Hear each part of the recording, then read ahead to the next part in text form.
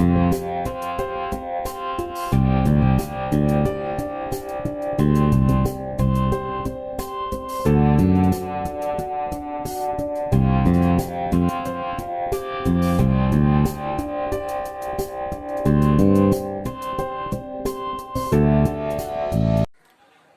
मित्रांनो, स्वागत आहे आपलं ATNV ग्रुपमध्ये. तर आपलं चालू होतं सराव 3.1. यामध्ये प्रश्न दुसरा दिला आपल्याला. जर अंगनिती श्रेणीचे पहिले पद A व सामान्य फरक D असेल तर अंगनिती श्रेणी लिहा. अंगनिती श्रेणीसाठी पहिलं पद A अक्षराने आपण दर्शवतो. साधारण फरक D हे आपण दर्शवतो. A आणि D च्या किमती दिल्या असता आपल्याला ती अंगनिती श्रेणी लिहिता येते. अंगनिती श्रेणीचं पहिलं पद T1 A जे दिलंय आपल्याला 10. अंगनिती श्रेणीचं क्रमागत पुढचं पद मिळतं आपल्याला मागच्या पदामध्ये साधारण फरक D मिळवला असता. म्हणजेच जर आपल्याला दुसरं पद आवश्यक असेल, T2 शोधायचं असेल, अशा वेळेस अंगनिती श्रेणीचं अगोदरचं पद T1 मध्ये साधारण फरक D मिळवा, मिळेल दुसरं पद. पहिलं पद 10 अधिक साधारण फरक D 5 मिळवला असता मिळेल 10 अधिक 5 15. दुसरं पद मिळवण्यासाठी आधीच्या पदामध्ये साधारण फरक मिळवा. आधीचं पद 10 अधिक साधारण फरक 5 बेरीज होईल 15. तिसरं पद शोधण्यासाठी तिसऱ्या पदाच्या अगोदरचं पद दुसरं पद यामध्ये साधारण फरक D मिळवा, मिळेल तिसरं पद. दुसरं पद 15 ज्या अगोदर आपण शोधले त्यामध्ये साधारण फरक D मिळवला असता मिळेल 15 अधिक 5 20 जे की अंगनिती श्रेणीचं तिसरं पद. चौथं पद मिळेल तिसऱ्या पदामध्ये साधारण फरक मिळतो. तिसरं पद जे की चौथ्या पदाच्या अगोदरचं पद आहे त्यामध्ये साधारण फरक D मिळवला असता मिळेल चौथं पद. तिसरं पद 20 अधिक साधारण फरक 5 म्हणजेच 20 अधिक 5 25 हे असेल अंगनिती श्रेणीचं चौथं पद. तर या पद्धतीनं आपल्याला ती अंगनिती श्रेणी लिहिता येईल. म्हणून ती अंगनिती श्रेणी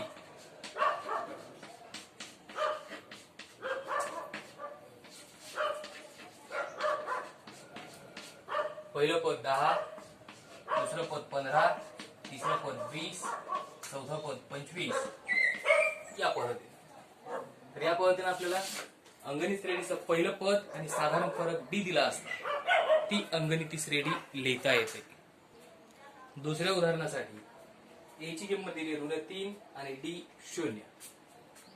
दुसऱ्या उदाहरणासाठी A -3 आणि D 0 म्हणजेच अंगनिती श्रेणीचं पहिलं पद A -3 आणि अंगनिती श्रेणीसाठी सामायिक फरक D 0. आपल्याला ती अंगनिती श्रेणी लिहायची. अंगनिती श्रेणीसाठी पहिलं पद दर्शवतो आपण T1 ने, म्हणजेच A जे आहे -3. पहिलं पद दिलेल्या अटीनुसार लिहिता येईल T1 A -3. दुसरं पद T2 पहिल्या पदात साधारण फरक D मिळवा, -3 अधिक 0 -3. तिसरं पद शोधण्यासाठी आधीचं पद दुसरं पद यामध्ये साधारण फरक D मिळवा, दुसरं पद -3 साधारण फरक 0 मिळवला असता तिसरं पद मिळालं -3. चौथं पद शोधण्यासाठी आधीचं पद तिसरं पद यामध्ये साधारण फरक D मिळवा, तिसरं पद -3 सामान्य फरक 0 -3 अधिक 0 -3. तर या पद्धतीनं आपल्याला ती अंगनिती श्रेणी सांगता येईल. म्हणून ती अंगनिती श्रेणी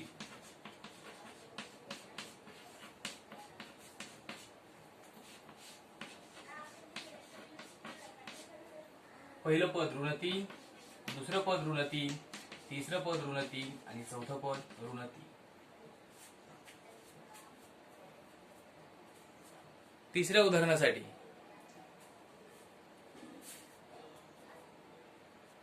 तिसऱ्या उदाहरणासाठी ए दिलाय ऋण 7, डी 1/2 म्हणजे अंगणिती श्रेणीचं पहिलं पद ए ऋण 7 आणि सामान्य फरक डी 1/2. अंगणित श्रेणीचं पहिलं पद दर्शवतो आपण T1 ने, जे की आहे ए ऋण 7. दुसरं पद मिळेल पहिल्या पदामध्ये सामान्य फरक डी मिळवला असता, म्हणजेच दुसरं पद बरोबर T1 अधिक डी.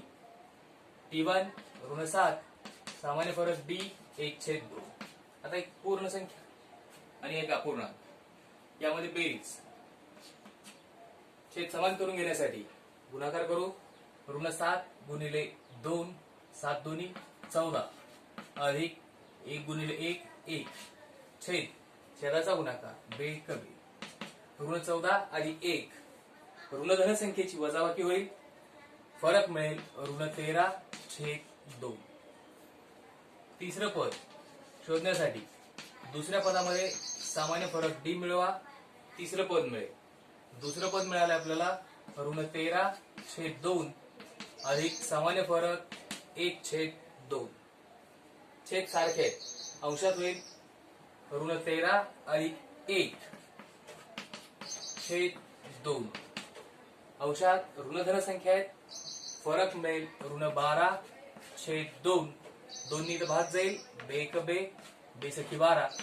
ऋण धन संख्येचा भागाकार ऋण 6 म्हणजे तिसरं पद मिळालं ऋण 6. चौथं पद मिळेल तिसऱ्या पदामध्ये सामान्य फरक मिळवू. तिसरं पद ऋण 6 अधिक सामान्य फरक डी 1/2. इथं सुद्धा छेद समान करून घ्या. ऋण 6 गुणिले 2 ऋण 12 अधिक 1 गुणिले 1 1 छेदाचा गुणाकार बे कमी. अंशात ऋण धन संख्येची वजाबाकी होईल ऋण 11/2. म्हणजेच या पद्धतीने आपल्याला ती अंगणिती श्रेणी सांगता येईल. म्हणून ती अंगणिती श्रेणी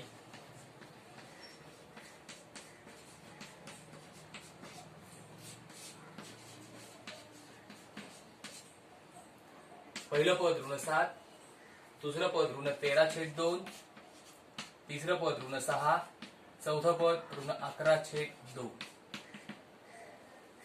ही असेल. चौथ्या उदाहरणासाठी ए पहिलं पद दिलंय ऋण 1.25, ए ऋण 1.25 आणि डी सामान्य फरक 3. ए अंगणित श्रेणीचं पहिलं पद ऋण 1.25 आणि डी सामान्य फरक 3 असताना ती अंगणिती श्रेणी. पहिलं पद T1 जे असेल ए ऋण 1.25. दुसरं पद पहिल्या पदात सामान्य फरक डी मिळवा, दुसरं पद मिळेल. पहिलं पद ऋण 1.25 अधिक सामान्य फरक 3. आता इथं दशांश पुढे 2 स्थळ आहेत, 2 आणि 5. 3च्या पुढे दशांश देऊन 2 शून्य घेऊ. ऋण धन संख्या आहेत, वजाबाकी करता येईल. मोठी संख्या 3 आहे 1.25 पेक्षा, त्यामुळे फरक मिळेल धन. 10 वजा 5 5, 9 वजा 2 7, 2 वजा 1 1 म्हणजेच फरक मिळेल ऋण 1.25 अधिक 3.00 हा फरक 1.75. या पुढं तिसरं पद शोधण्यासाठी आधीचं पद दुसरं पद ज्यामध्ये सामान्य फरक डी मिळवा, दुसरं पद जे आत्ता मिळालं आपल्याला 1.75 अधिक सामान्य फरक 3.00. इथं दोन्ही संख्या धन आहेत, बेरीज होईल 5 अधिक 0 5, 7 अधिक 0 7, दशांश 1 अधिक 3 4. म्हणजेच तिसरं पद मिळालं आपल्याला 4.75. चौथं पद मिळेल तिसऱ्या पदामध्ये सामान्य फरक डी मिळवू. तिसरं पद 4.75 अधिक सामान्य फरक डी 3 याचा 3.00. बेरीज करता येईल 5 अधिक 0 5, 7 अधिक 0 7, 4 अधिक 3 7 म्हणजेच चौथं पद मिळालं 7.75. लिहिता येईल शब्दात उत्तर. मग ती अंगणिती श्रेणी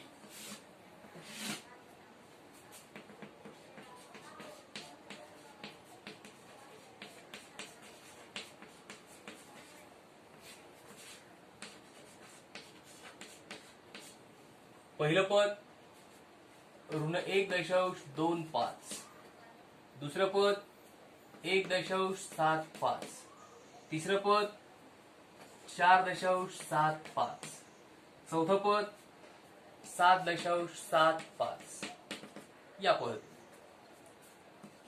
पाचव्या उदाहरणासाठी ए दिलाय पहिलं पद 6 आणि डी सामान्य फरक ऋण 3. ए 6 डी ऋण 3. पहिलं पद दर्शवतो आपण T1 ने जे की आहे ए 6. दुसरं पद मिळेल पहिल्या पदात सामान्य फरक डी मिळवला असता. पहिलं पद 6 अधिक सामान्य फरक ऋण 3. इथे चिन्हाचा गुणाकार करून घ्यावा लागेल. 6 धन ऋण ऋण 3 6 वजा 3 फरक मिळेल 3. तिसरं पद मिळेल दुसऱ्या पदामध्ये सामान्य फरक डी मिळवला असता. दुसरं पद 3 अधिक सामान्य फरक ऋण 3 म्हणजे 3 वजा 3 धनऋण संख्येचा धनऋण चिन्हाचा गुणाकार केला जो मिळेल ऋण 3 वजा 3 फरक मिळाला 0 म्हणजे तिसरं पद 0.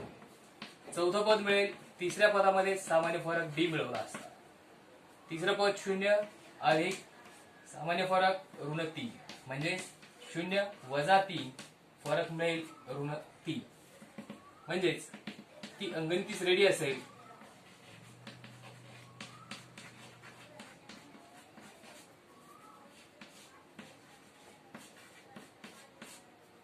पहिलं पद 6, दुसरं पद 3, तिसरं पद 0 आणि चौथं पद ऋण 3. या पद्धतीने आपल्याला पहिलं पद आणि सामान्य फरक दिला असता ती अंगणिती श्रेणी लिहिता येईल. तिसरा प्रश्न आपल्याकडे खालील प्रत्येक अंगणिती श्रेणीसाठी पहिलं पद आणि सामान्य फरक काढा. अंगणित श्रेणी दिली जाईल. त्या अंगणित श्रेणीसाठी पहिलं पद आणि सामान्य फरक आपल्याला शोधायचा आहे. पहिली अंगणित श्रेणी आहे 5 1 ऋण 3 ऋण 7. या अंगणिती श्रेणीसाठी पहिलं पद आणि सामान्य फरक आपल्याला इथे शोधायचं आहे. पहिलं पद आणि सामान्य फरक. तर या अंगणित श्रेणीमध्ये विचारात घ्या T1 म्हणजेच पहिलं पद सांगता येईल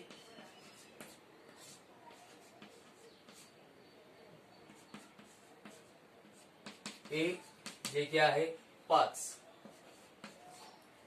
दुसरं पद T2 जे की आहे 1. तिसरं पद T3 जे की आहे ऋण 3. चौथं पद T4 जे की आहे ऋण 7. दिलेल्या अंगणिती श्रेणीपासून आपल्याला पहिलं पद T1 A लिहिता येईल 5, दुसरं पद T2 लिहिता येईल 1, तिसरं पद T3 लिहिता येईल ऋण 3 आणि चौथं पद T4 लिहिता येईल ऋण 7. शोधायचं आहे आता आपल्याला फक्त सामान्य फरक. सामान्य फरक D.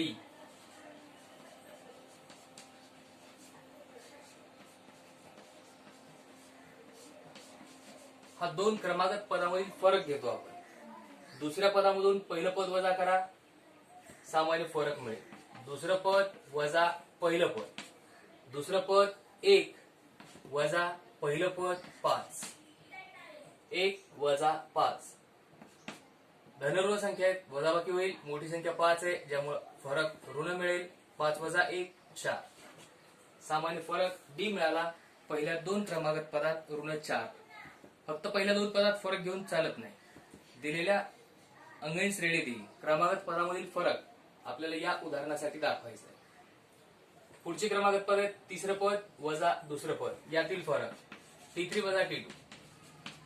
तिसरं पद ऋण 3, दुसरं पद 1, ऋण 3 वजा 1, दोन ऋण संख्येची बेरीज होईल, ऋण असेल ऋण 4. पुढच्या क्रमांकात पदामधील फरक, चौथं पद वजा तिसरं पद, चौथं पद ऋण 7 वजा तिसरं पद ऋण 3, ऋण 7 ऋण ऋण धन 3, ऋण 7 धन 3, वजाबाकी होईल ऋण धन संख्येत, मोठी संख्या 7 आहे या कारणामुळे फरक मिळेल ऋण 4. म्हणजेच या अंगणित श्रेणीसाठी पहिले पद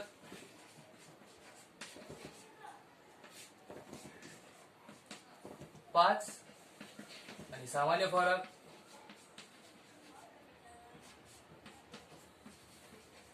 असेल ऋण 4. दुसरं उदाहरण, ज्यासाठी आपल्याला अंगणित श्रेणी आहे 0.6, 0.9, 1.2, 1.5 या अंगणित श्रेणीचा विचार केला असता अंगणित श्रेणीसाठी पहिलं पद P1 आहे, पहिले पद P1 जे की आपण A अक्षराने दर्शवतो 0.6, दुसरं पद T2 जे की आहे 0.9, तिसरं पद T3 जे की आहे 1.2 आणि चौथं पद P4 1.5. ही पद आपल्याला दिलेल्या अंगणित श्रेणीपासून लिहिता येईल. सामान्य फरक D शोधण्यासाठी क्रमागत पदामधील फरक आपल्याला दाखवायचा आहे. सामान्य फरक D.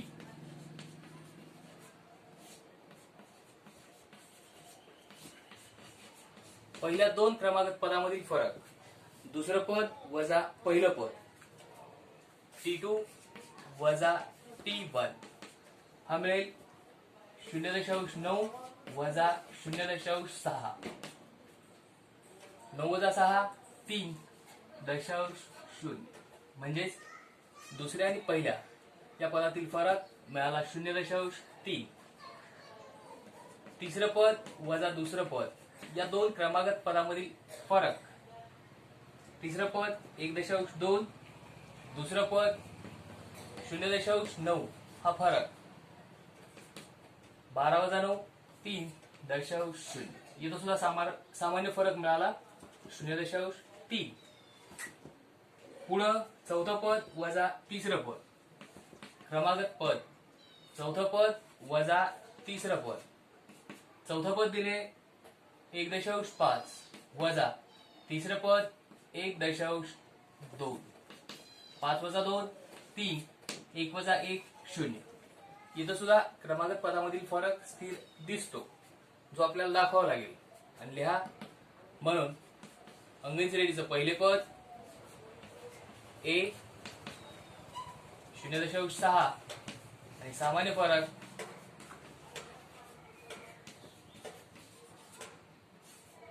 D 0.3. तिसऱ्या उदाहरणासाठी अंगणित श्रेणी आपल्याकडे 127, 135, 143, 151, 127, 135, 143 आणि 151 या अंगणित श्रेणीसाठी पुन्हा पहिलं पद लक्षात येईल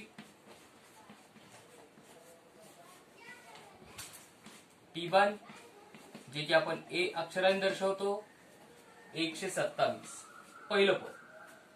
दुसरं पद T2 135, तिसरं पद T3 143 आणि चौथं पद T4 151.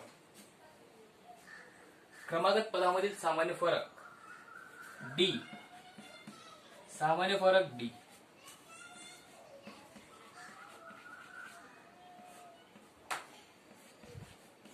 पहिल्या दोन पदात दुसरं पद वजा पहिलं पद T2 वजा T1, 135 वजा 127, 135 वजा 127.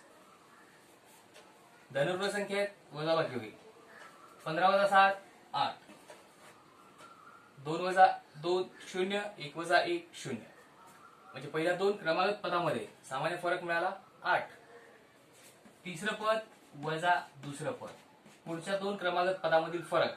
तिसरं पद 143. दुसरं पद 135. 13 वजा 5 8. 3 वजा 3 0. 1 वजा 1 0.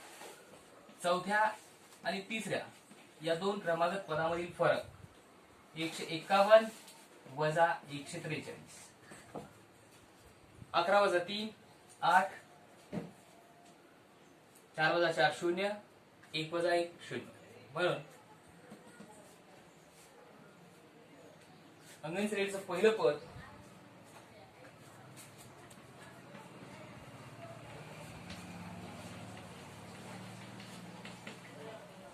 एकशे 27 आणि सामान्य फरक